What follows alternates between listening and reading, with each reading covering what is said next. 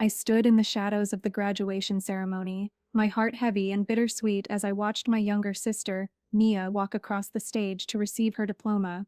She beamed with pride, yet I felt invisible. It wasn't the moment I had imagined for her, it was a painful reminder of how far we had drifted apart.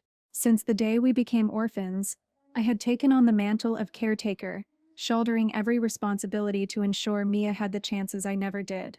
While my dreams of higher education faded, I worked multiple jobs shifts at the diner, cleaning houses and picking up odd jobs to pay the bills. I wanted more than anything to provide her with a good life, to see her succeed where I felt like I had failed. But in Mia's eyes, my sacrifices had morphed into disdain. Instead of gratitude, she often treated my labor as a shadow, a reminder of our struggles.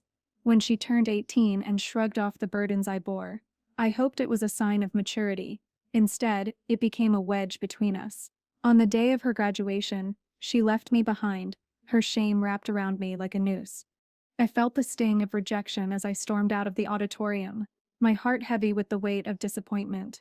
I let her dream of a life free from our past extinguish all the hard work I had done for her. In the following weeks, we barely spoke. After years of battling to lift her up, it felt like I had lost her for good. It was in that silence that I realized I needed to focus on myself, for the first time in years. I couldn't be tethered by Mia's expectations any longer. I started to cut ties, first emotionally, and then bit by bit, practically. It was agonizing to let go of what I had worked so hard to achieve for her, but I understood that clinging to this dwindling relationship was holding me back. I threw myself into my job, working late hours and saving every cent I could. I began to see opportunities where I hadn't before. My determination transformed into ambition.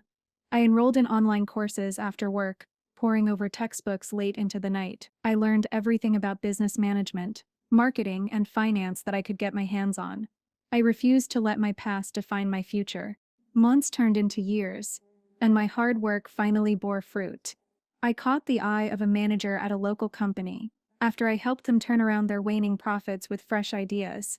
It was a stepping stone that led me higher up the corporate ladder. Each promotion came with its own challenges, but I embraced them. I was no longer the ordinary laborer with no prospects. I was building a future piece by piece. As I climbed higher, I found myself often reflecting on Mia. I shouldered the guilt of walking away from her, but I also embraced the freedom it gave me to strive for greatness. The taste of success ignited a fire in me that I had thought extinguished when our parents died. Years later, I stood at the podium of the annual corporate gala, a far cry from the girl in the shadows of Mia's graduation. I was now the head of operations at a major firm, and the respect of my colleagues filled me with a profound sense of fulfillment. As I delivered my speech, I acknowledged the importance of family and the sacrifices people made for their loved ones. My heart ached for Mia. I wished things could have been different.